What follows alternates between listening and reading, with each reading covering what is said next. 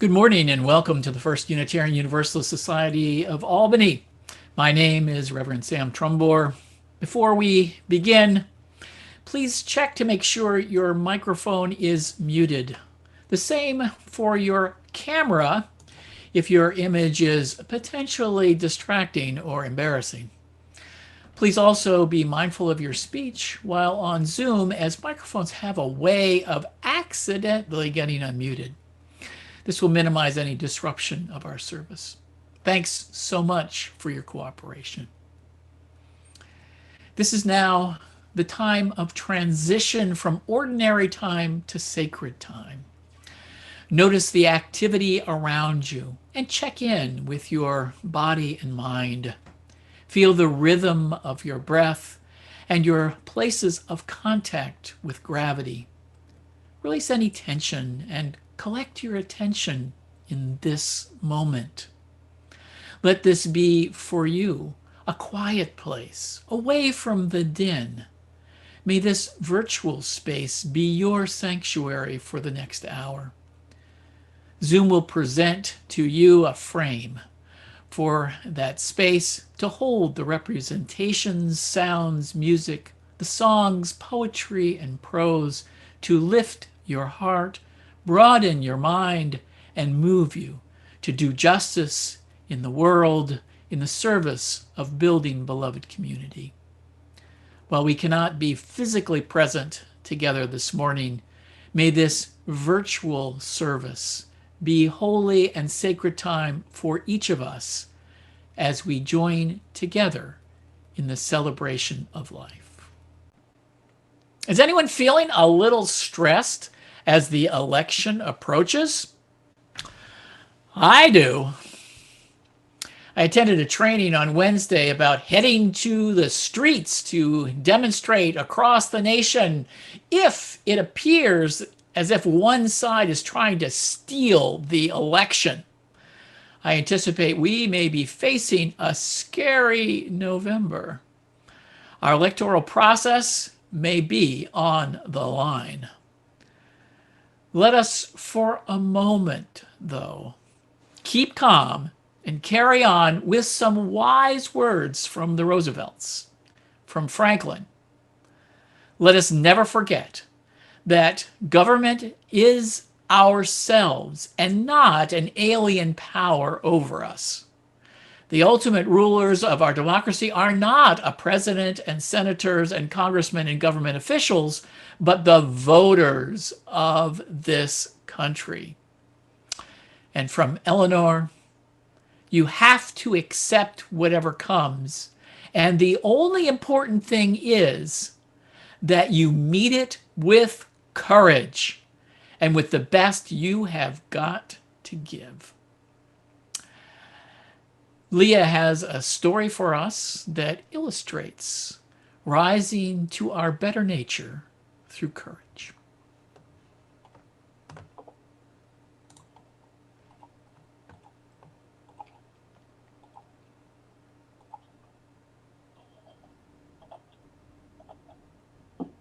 Our story today is called Fake Stories by Christine Robinson.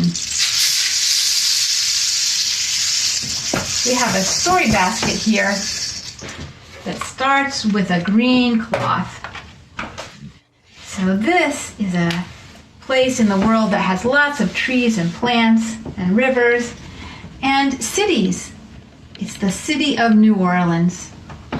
Now, many people know that in 2005, Hurricane Katrina came and flooded New Orleans, especially the parts where mostly Black people lived. People were flooded out of their homes, and there wasn't enough space for everyone at the shelters. There wasn't enough food or medical help either. And people from all over the country were sad and shocked by what they saw of it on the news. Ever since then, grown-ups have been talking about Hurricane Katrina and what happened afterwards. Well, this story happens years after the flood. It's the story of a cab driver and a UU minister who were riding in the cab driver's taxi to go from the convention center out to the airport. The cab driver had lived in New Orleans all his life, and he started talking right away about Hurricane Katrina and how badly people had behaved during the storm. He told stories from hyped up news shows. Now, the minister had heard these shows too, and later many of these reports turned out to be not true. Still, they were part of the story that people told about New Orleans. The minister was not interested in hearing this story, but she didn't want to argue with the cab driver either. So the minister asked him about his own experience during the storm. And the cab driver had a story to tell. Because, indeed, his own home had gotten flooded out by Katrina. And like so many other people, he had to move. And he went to the city of Baton Rouge. And when he got there, he reported to the Walmart store because he had been a manager at the Walmart in New Orleans. And so he was ready to go to work. But the people there said, well, we don't want you to go to work. We have some other things for you to do. And first, we're going to pay you. And then we want you to do two things. One is we want you to take some time because we know that you're going to have to get on the phone and fill out a lot of paperwork to do all the things you need to do to get back into your home as soon as you can. And then we want you to go out and find your coworkers because people from his Walmart, like him, had spread out all over the state. And they gave the cab driver a stack of checks and the ability to write them out for $2,000 for each of these people. And so that's what he did. He found the people and he gave them the $2,000 checks.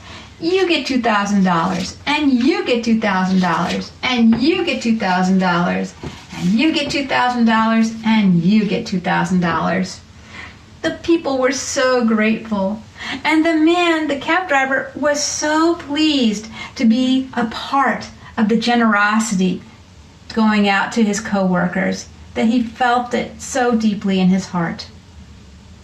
And that's the story that he told to the Unitarian Universalist minister, and she never forgot it. And that's the end of the story.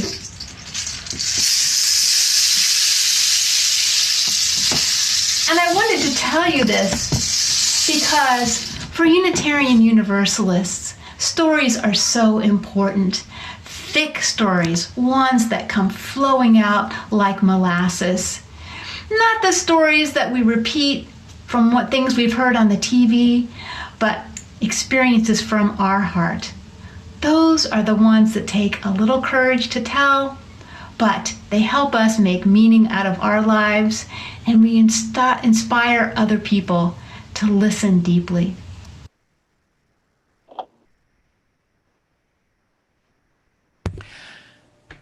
Thank you, Leah, for that story. And I have a couple of readings from you that are actually quotes. So if we could go to the next, okay, Trump had these three quotes on the election and accepting the outcome. On August 20th at a rally, he said, "They're trying to steal the election and everybody knows that because the only way they're going to win is by a rigged election," he said. On September 13th at a rally, he said, "And 52 days from now, we're going to win Nevada and we're going to win 4 more years in the White House.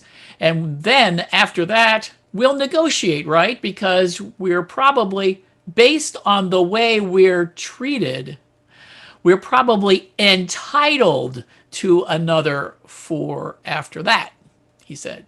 And then in the September 23rd news conference, he said, "Well, we're going to have to see what happens.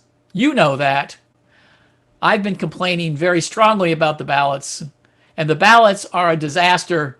We want to have get rid of the ballots, and you'll have a very we'll have a very peaceful. There won't be a transfer, frankly. It's something, and then the ballots are out of control. You know it. And let's go to the next. Okay. So what did happen? What happened at the first presidential debate? At the very end, Chris Wallace asked this question. Vice President Biden, final question for you. Will you urge your supporters to stay calm while the vote is counted? And will you pledge not to declare victory until the election is independently certified? Vice President Joe Biden said, yes. And here's the deal. He likes to say that. Here's the deal. We'll count the ballots, as you pointed out. Some of these ballots in some states can't even be opened until election day. And if there are thousands of ballots, it's going to take time to do it. The fact is, I will accept it, and he will too. You know why? Because once the winner is declared, after all the ballots are counted, all the votes are counted, that will be the end of it. That'll be the end of it. And if it's me, in fact, fine. If it's not me, I'll support the outcome. Here end the readings.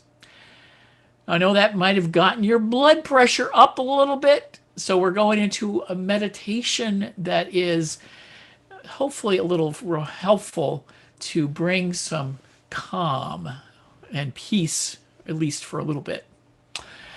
These come from the Greater Good organization in Berkeley, and it has 8 questions for us. So let us turn inward to reflect on these 8 questions. Number 1, what's happening in your body and mind today? Consider whether the election is disrupting your ability to sleep, to concentrate, and intrudes into your thinking, causing anxiety symptoms like pressure in the chest or breathlessness. Name the feelings and emotions. 2, if I'm feeling distress, what can I do to soothe myself? Strategies like taking 3 long, slow, deep breaths, putting a hand on my heart, using meditation to calm the mind. Number 3, am I getting enough news, good news? Most news feeds our negativity bias. Reversing that trend needs positive effort.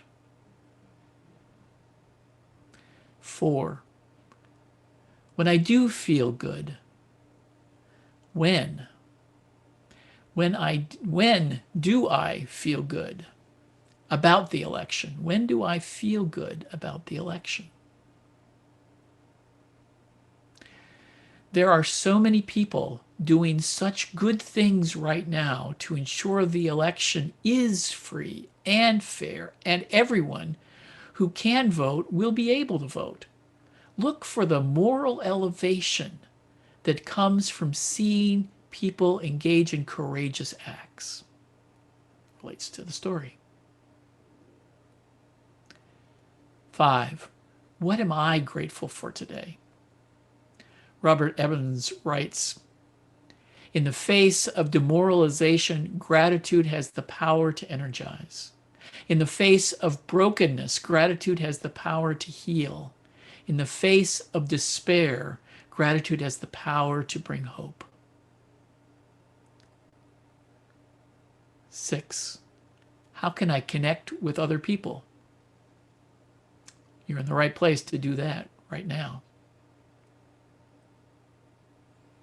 7, considering this election, what are some new ways I can use my special skills and talents to make a difference in the broader world? And 8,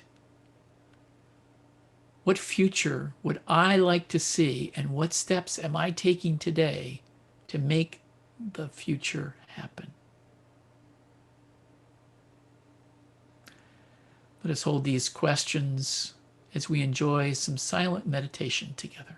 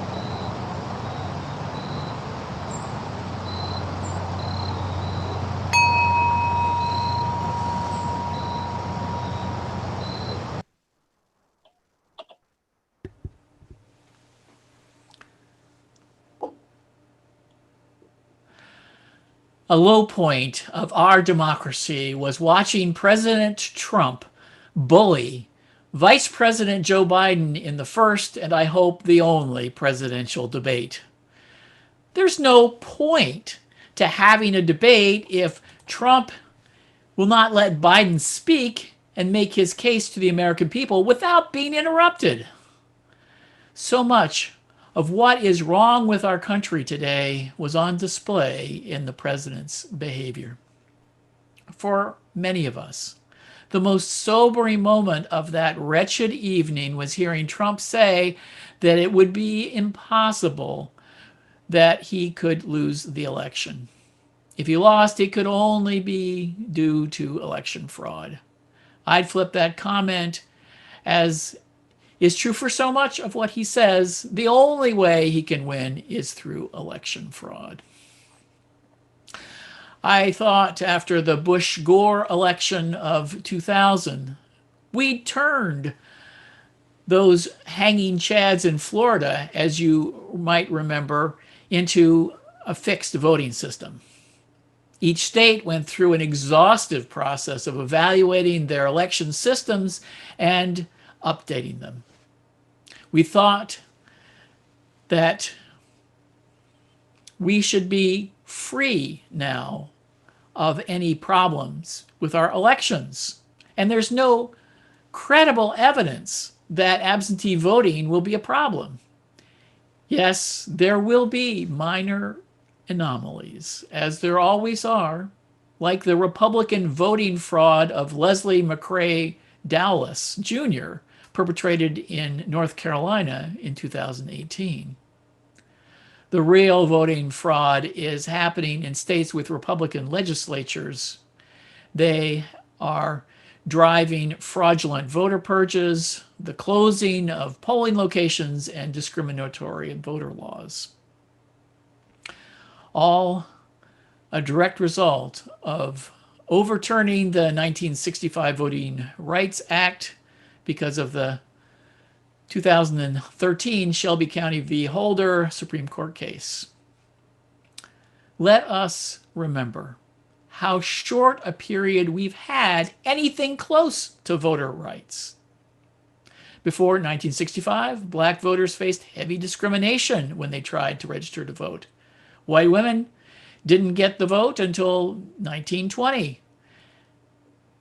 We had a civil war to end slavery and the 3/5 provision that gave the South a great deal of influence in the election process and in Congress. Between 1965 and maybe 1980, with the election of Ronald Reagan, we had a little taste of democracy. Democracy is often unfair and messy. Thankfully, our founders did build in the concept of separation of powers, and the desire to undermine that separation is very strong. Trump couldn't get anything done without Mitch McConnell.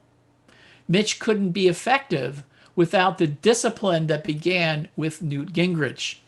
Gingrich power politics and voting as a bloc gained the Republicans a new kind of power that they hadn't had before. He became the power broker, and all the negotiations had to go through him. Something we've got a lot of experience with here with the 3 men in a room of past New York State budget negotiations. Ever since, the Republicans and Democrats regularly vote as blocs, and we've been unable to move critical legislation, for example, on immigration reform ever since. While I'm terrified of a second Trump term, I'm less worried about Trump being able to consolidate the power needed to be a fascist dictator. He still needs Congress to pass bills and budgets. There are limits to his executive power, but more important, while he has a strong base, it is weakening. He does little to expand it and tends to foolishly alienate people. For example, the comments calling those who died in war losers and suckers. That isn't going to earn him any friends. The Republican senators who loathe him only follow him because it's in their self-interest. Now that they have gotten a conservative Supreme Court, expect less fealty. They will act to stop any power grab that goes against those interests and will easily find Democrats who will join them. What Trump has done, though, is expose how vulnerable our democracy is to an autocratic takeover by someone much more skilled at it than Trump. Trump doesn't have the discipline or the social skills. Another popular president elected in the future will have Trump's playbook as a reference for how to manipulate our democracy and consolidate even more power. We've known it for a while.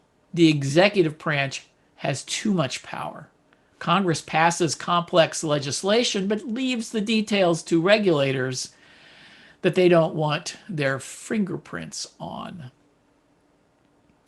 That gives the executive branch the power to undermine those laws in the regulatory process by not doing much to enforce the laws passed.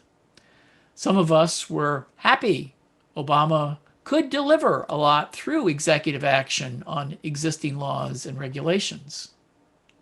We see now how vulnerable those changes were as Trump systematically reverses every single one. Part of the problem has been legislative. Obama and Trump can't get legislation passed because of the filibuster rule in the Senate. On the positive side, that allows the minority to have some power to prevent themselves from being steamrolled by the majority.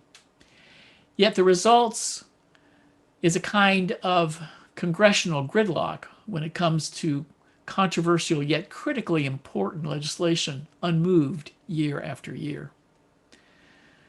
There is a deeper reason for that gridlock that comes from the way we apportion districts and vote in primaries. In districts or states, a representative may have a secure seat because their party has the majority. The danger for them isn't the general election, it is the primary. They might be unseated in a primary by a challenger from their own party. What we are seeing is incumbents are most vulnerable to being unseated by someone who is more to the right or more to the left of them. This has exacerbated the ideological split of who gets elected. And if the threat to an incumbent comes in this form, they are far less likely to be rewarded by their party's constituents for reaching across the aisle and working together. Ideology defeats cooperation. The polarization of the electorate drives this movement away from the center zone where political deals are possible. Deals where not everyone gets their way, but the bills get passed and the people's business gets done. One critical force driving that polarization is the rapid pace of technological change. When we step back on occasion and see how much has changed, it boggles the mind. 13 years ago, the iPhone was introduced. Think how much has changed now that most of us are carrying around such amazing computer power in our pockets and purses. I typed my papers on a typewriter in college. I'm not sure how I wrote a sermon before I could quickly Google a fact or check a reference through the vast databases available to me. Shopping and reading have changed. I don't listen to the radio so much anymore or watch television news. Today, everything comes on my phone. And one revolutionary technology that threatens democracy the most is social media, like Facebook and Twitter. We couldn't have Trump as president without Twitter. Twitter allows him to build and have unmediated contact with a fan base that follows every movement of his ego. He couldn't have been elected without the help of Russian social media interference in the 2016 election. One of the greatest threats to democracy is unregulated social media that permits the propagation of falsehood, character assassination, propaganda, and lies. This only can happen because of Section 230. Remember this, Section 230 of the Communications Decency Act of 1996. That must be repealed. Section 230, written before the existence of social media, protects social networks from being sued. The abuse permitted by this law is one of the major forces of polarization and division today. Much has been made of our ability to occupy media bubbles and only get the news that we want, too often false news, from the sources that we agree with. The speed at which lies can spread and the ability to create ecosystems of distortion and deception can create the illusion of accuracy. Anyone vulnerable to conspiracy thinking will find so many opportunities to forage. I'm afraid they may become lost to a healthy society. This dark web is populated by anti-social spiders like Alex Jones of InfoWars, happy to take your money to support your habit of listening to seductive, toxic fantasy. This is such a sad situation for those of us, even 10 years ago, who thought social media would be the source of liberation for oppressed peoples. The Arab Spring was probably the high point of such optimism. But those hopes crashed once the dictators learned how to operate the levers. They learned how to recruit and manipulate their supporters against their enemies. And they have been turning it to their advantage ever since. And Facebook has realized there is money to be made by stirring up people's passions and hating on each other. What Facebook and Twitter latch onto and Trump has exploited in building his base are dramatic changes driven by technology that are disrupting our way of life. Yes, part of globalization was and is exporting jobs overseas into cheaper labor markets.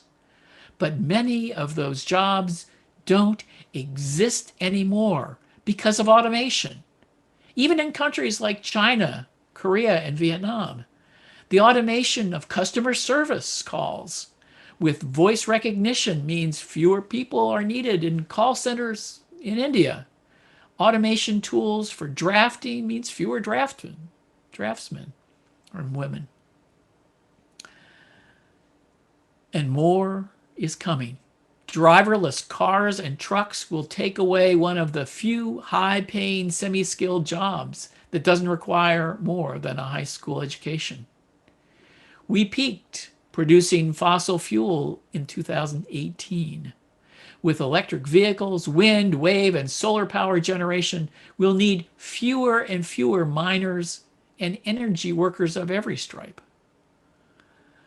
The next tech revolution will be biotech as we get better and better at redesigning DNA.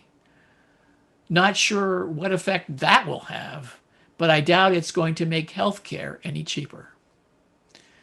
The greatest challenge, of course, is climate change. That will drive the movement of people to our borders. That will drive movement inside our borders as people's communities can no longer support human life or food production, or their water disappears.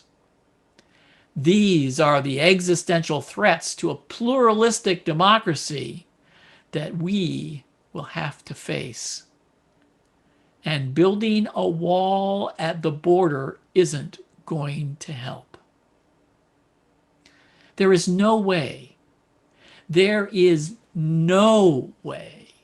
to look backwards into the past for solutions to these threats. We haven't begun to list other threats to our way of life, like drones and the suppression of civil liberties and human rights. Making America look like the 1950s cannot be done. There is already too much carbon dioxide in the air for that. We are facing enormous upheavals in our way of life coming much faster than we're ready.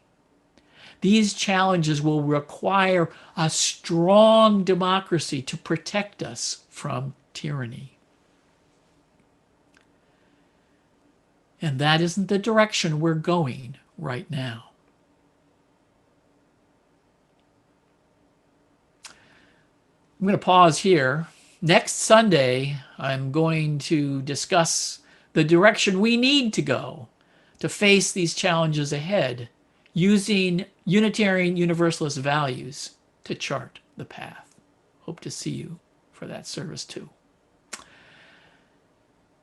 An important way that we celebrate life each Sunday is by offering an opportunity to practice generosity. Members and friends support our congregation with an annual pledge paid throughout the year. Another way to support that good work of our congregation is by making a generous contribution via one of the options that you see on this slide. You can click the tiny URL link that will show up soon in the chat window to contribute, or you can send a text to the number shown on the screen. The examples on the slideshow and how to label your text to indicate the amount and the purpose or intent of your gift. Unfortunately, our Facebook friends didn't get here, so we can skip that part. And we've got a humorous but hopefully inspiring Get Out the Vote video here from the Musical Parody Theater to enjoy while you're participating, hopefully, in the offering.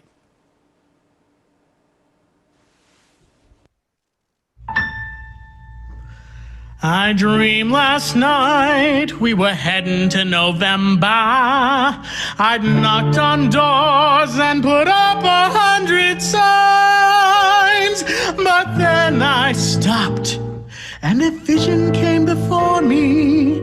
I saw lots of folks standing in long lines. And I said to myself, get out, go get out the vote. And I said to myself, get out, go get out the vote. That's the democratic system, as our founding fathers long ago wrote. Get out, go get out the vote. And as we move closer to November, we shake our heads, 'cause let's face it, we are pissed. This all must change, and it's gonna take a movement, which is why we all must promise to resist. For the ballot box is the place where change is gonna get done. Yes, the ballot box is the place, and it's gonna take everyone. Remember what I'm about to quote. Get out, go get out the vote. I keep the faith that change can truly happen. There'll be challenges and the road may have a bump, but we all know that democracy can make it when we say to ourselves, get out, go get out the vote. When we say to ourselves, get out, go get out the vote. 'Cause the country needs every person to be voting, so please take this note. Get out, go get out the vote. Get out, go get out the vote. Get out, go get out the vote. Get out.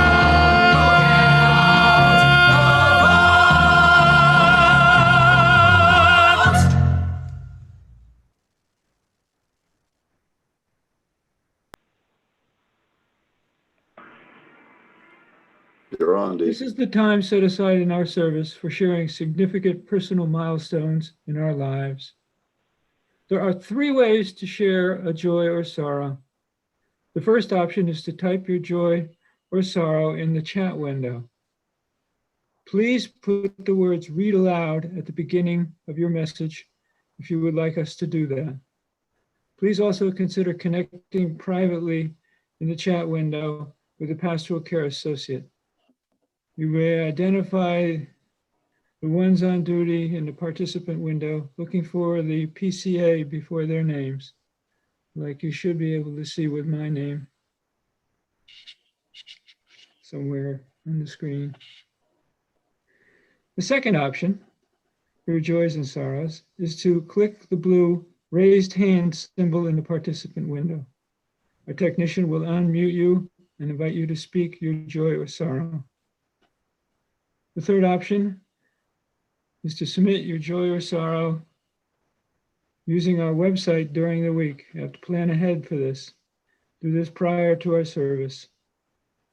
We'll begin by reading those that were submitted in the past week. Then we'll hear spoken joys and sorrows, followed by chat windows that request they be read aloud.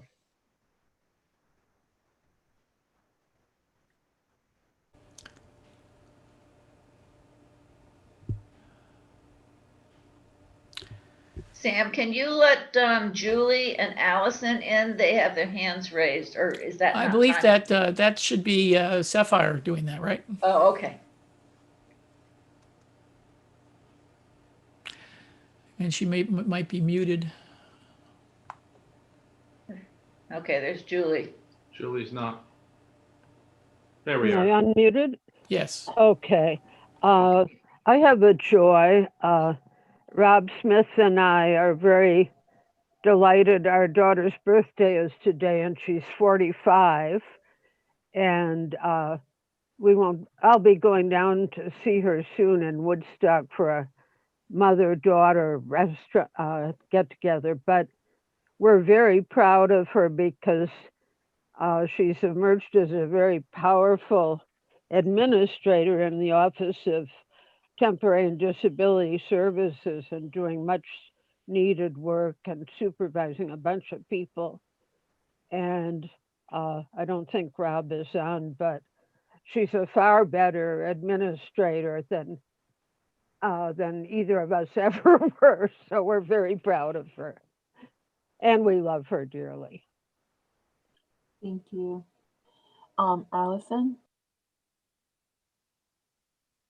Sure. Thanks, everyone. It's nice to be here today. I also have a joy.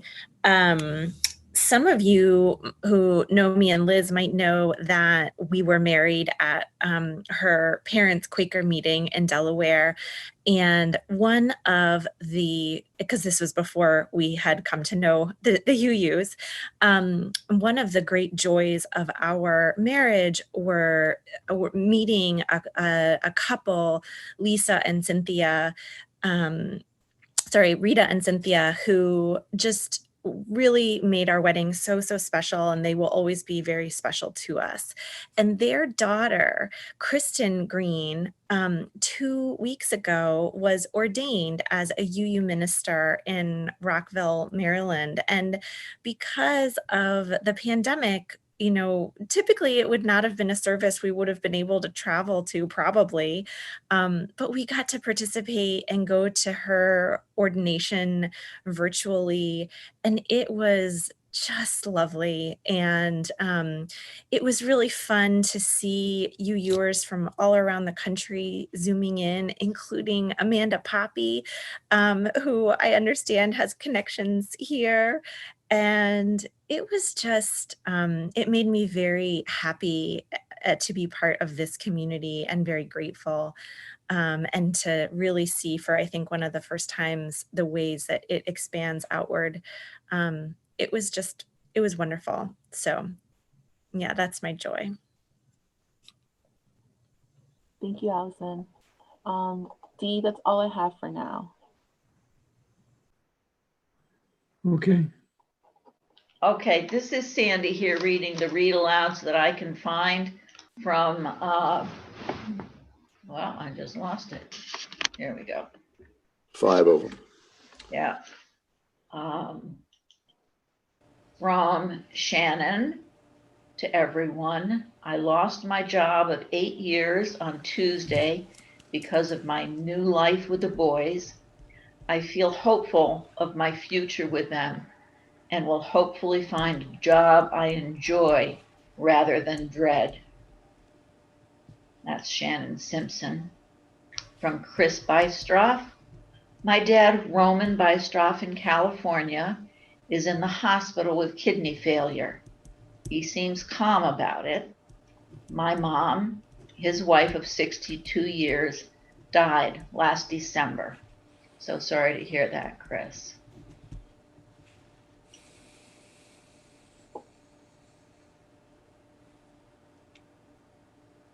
And from Leah Purcell, this is a sorrow. This afternoon, my husband Kevin and I are attending the funeral of his cousin who had severe symptoms of Parkinson's disease. We'll drive to Hopewell Junction, go to the burial, but not the calling hours or service. On a joyful note, we plan to go for a walk with other dear cousins while we're there. And from Christine, a joy, modern love filmed in the South End Mansion neighborhood last week.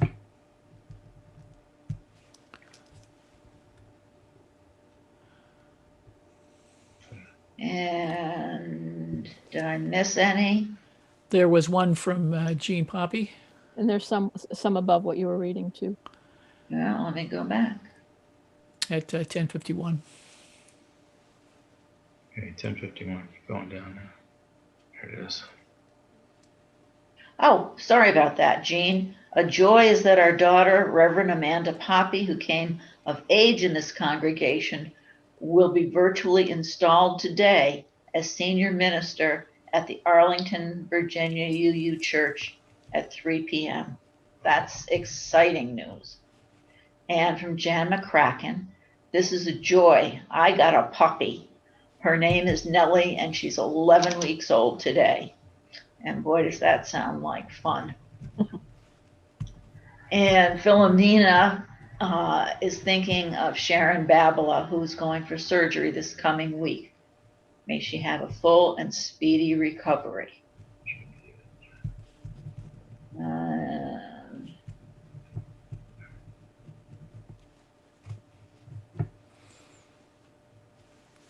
Did I miss any others, guys? Just the last one from Christine. Christine Fromson. Okay, I took from Christine Fromson. I took a nice ride with my daughter and had a wonderful talk.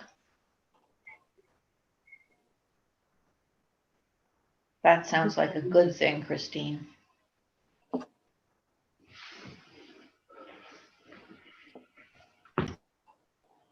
Thank you, Sandy. All right. For our prayer of affirmation, I have a poem by Langston Hughes. Let us hear these words and reflect upon them. Let America be America again. It's a long poem, so I had to shorten it a little bit, but you'll get the spirit of it. Let America be America again. Let it be the dream it used to be. Let it be the pioneer on the plain, seeking a home where he himself is free. America never was America to me. Let America be the dream the dreamers dreamed. Let it be that great, strong land of love, where never kings connive nor tyrants scheme, that any man be crushed by one above. It never was America to me.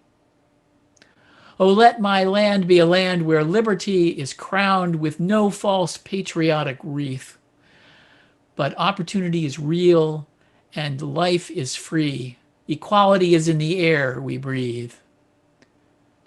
There's never been equality for me, nor freedom in this homeland of the free.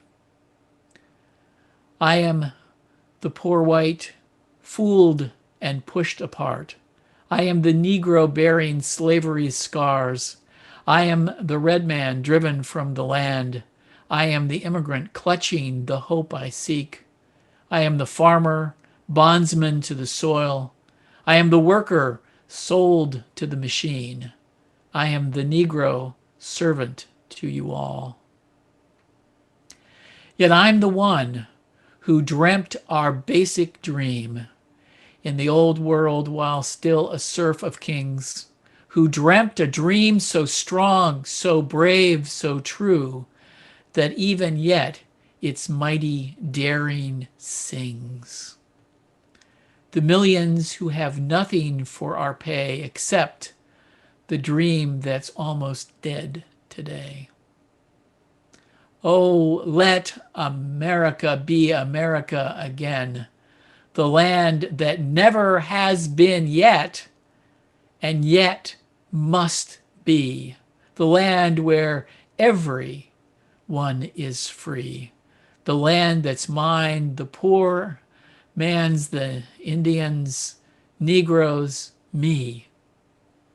Who made America, whose sweat and blood, whose faith and pain, whose hand at the foundry, whose plow in the rain, must bring back our mighty dream again.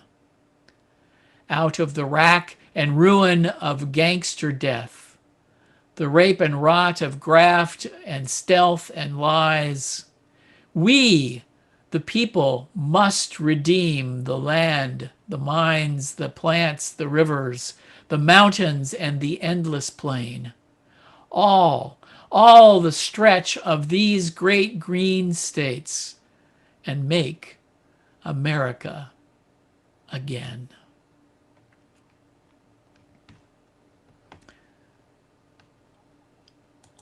And let us sing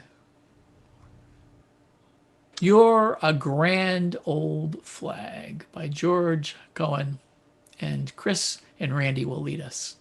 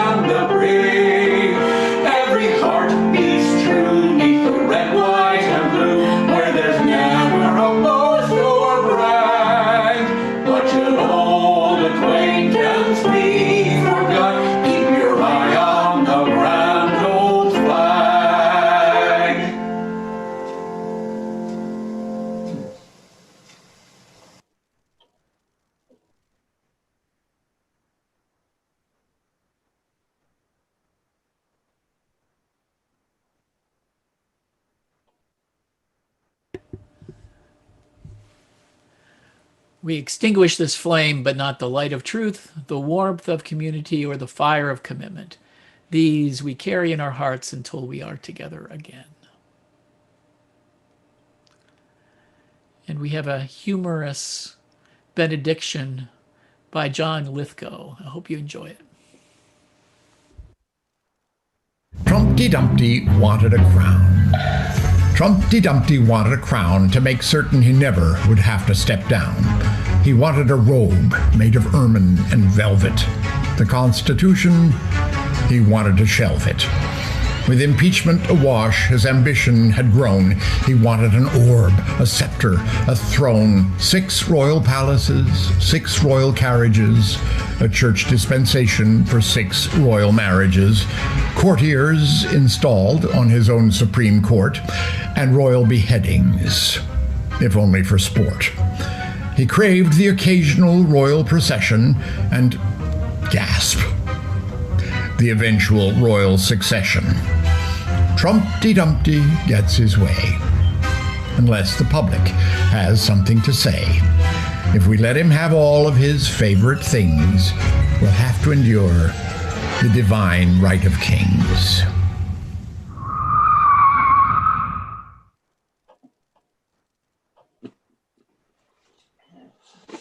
And our thanks to ushers Dawn Dana, Tammy Hathaway, and Annika Flugler. Our pastoral care associates today are Sandy Stone and Dee Van Riper. Our welcomer today is Don Odell. Service associate is yours truly, Al DeSalvo. Our musicians, Elena Karpov, Randy Rosette, and Chris Jensen. And thanks today for office support from Sapphire Korea and also technical support from Sapphire.